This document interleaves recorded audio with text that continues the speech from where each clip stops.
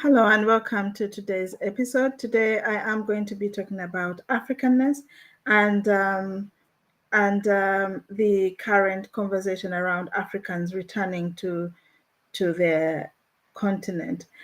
So I have been watching a, a media show of a young person who has been talking about the African history. I think he's a Black African American child or young person who's been talking about the impact that the history of being an African has had on his life, and in comparison to the latest conversations around Black people going back to Africa, going back to their home, I felt that this was the right time for us to start addressing some of these conversations head on.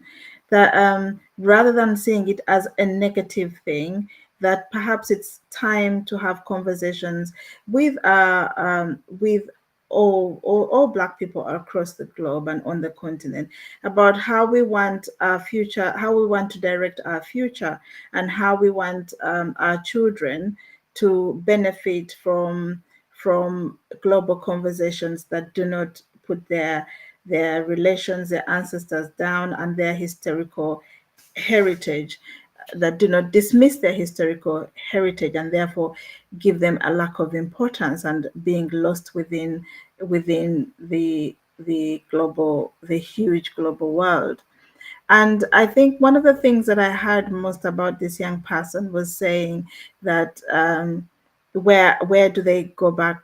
Where do they go back to? Where do they return to? Because they would sure love to be they would sure love to go back, but they haven't got any, they don't have any thoughts or any, they don't know how to achieve that, if they, even if they could, because some of them are rightly born over generations in the Western world.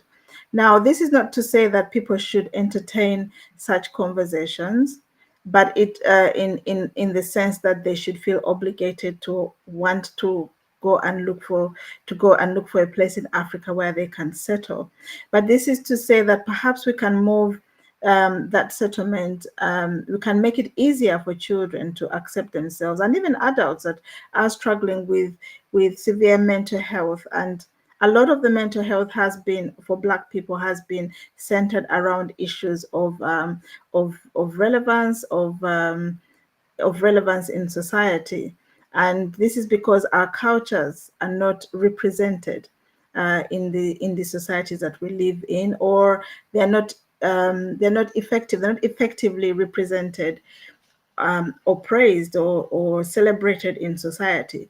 So, as Africans, I think we owe it to our brothers and sisters across the globe to give them that pride in the continent, to show them who they are, to show them their history, to showcase the cultures, the music, the dancing. And I want to give props up to countries like Nigeria, who have put the music, who have used music and who have used culture through music, who have promoted culture through their music, to the globe, to the world, across the world, that we see now adults, children, and so many people dancing and vibing to African songs.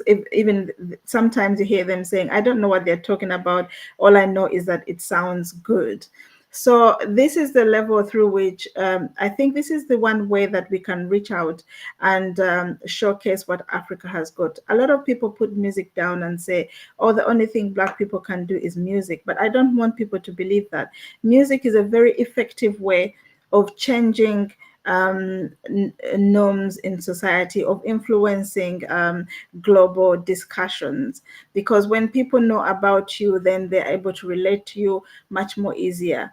So when we look at a country, again, when we look at some of these African countries, like I've said, Nigeria, we have their foods are now known. We all know about fufu, about jollof rice, and the battle of jollof rice across the continent is picking up very nicely for me there. So we want to be able to show these children, or to show our children, that this is who we are, and we are special people. We do special things. So perhaps through those types of interactions, people can get to know what Africans are doing across the globe. We have Africans in every sector of in every sector of let's say medicine and all the other high-end sectors that people consider high-end sectors. We have Africans involved in those things, but we don't know about them because those voices are not heard. And the reason why those voices are not heard is we are not celebrating our own people. So for me, I would like to encourage people to go out there. When you find something that has been done by an African person, like it, post it, share it, buy into African brands, but just start to promote the Africanness. And with Africans, if Africans can get emancipated, then we can see a change in the way things happen globally. But the reason why we are stuck where we are is we have a section, we have people who believe that the world is better off when we're exploiting from others, and that simply isn't true. The world is not going to be better off with Africa being exploited. The world is going to be better off when there is a fair and meaningful engagement between all continents. And so when I listened to this young man, I was very touched, and I said, you know what, we need to come out and we need to have more conversations around this. This is what is happening to our children when we are told to go back home, go back where you come from, and it is not necessarily a bad thing. Perhaps what they always say is for us to make lemonade out of when life gives you lemons, make lemonade. But we can make a really good lemonade that can satisfy the heart from or quench that thirst that we have as Africans. So when I was looking at the question of assimilation, which is one of the reasons why many people are complaining that immigrants are not assimilating to the cultures and the norms of the West. In a way, it seems like it makes sense, but we need to understand and look and to explore deeply where this argument is coming from and who it is serving. When you say assimilation, there is it's is it about me doing things exactly the way that other people are doing it, or is it about understanding that there are different cultures, different norms, and the West has a way that it has its own norms that I need to respect. And I think that is a valid reason that we need to respect the norms of the people that we are guests to. In this case, some people are no longer guests, they are now residents, so they need to be embraced as such and not made to feel like foreign people all the time. But when I look at assimilation in the sense that I am respecting your cultures, but I also have the space to live my culture, to live my own beliefs, then that is where equality is coming in. That is where I may enjoy a jacket potato.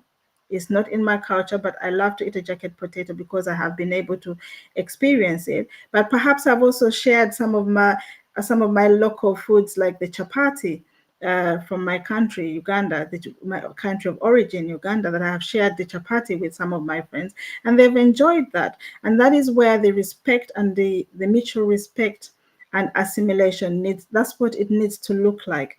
It's not about Africans forgetting about their own cultures when they move to the West and adopting entirely new foreign ways of working. So with that, I am going to end here, and I hope that this discussion doesn't stop here. In ending here, I would like to encourage us, especially those who are on the African continent, who have African roots, please showcase the continent in a positive way. Let your children see what you do well. Let the diaspora children look at you and want to be part of that culture and want to know more about their cultures. Let's show them what our music is like, what our foods are like. Let's show them all the things that we do well as we continue to grow and expand and learn from global interactions. But it shouldn't be the case that we've lost everything. We've lost our names, we've lost our languages, we've lost our traditions, we've lost our religions, we've virtually lost a lot And in losing those things, we have then come back to say our own things are not good. Our way of life is bad. It is sinful. It's witchcraft. We have we it is our responsibility to now see things for what they really are, and copy other nations and other races that have managed to climb um, out of that labeling and showcase their own cultures across the world. So thank you for listening. I'm going to end it with that. And I'm going to encourage you people, please do subscribe, not just to me, but subscribe to people's works, subscribe to products made by African people. Let's encourage one another so that we can get ourselves on an equal playing level with other other continents. Thank you and bye-bye.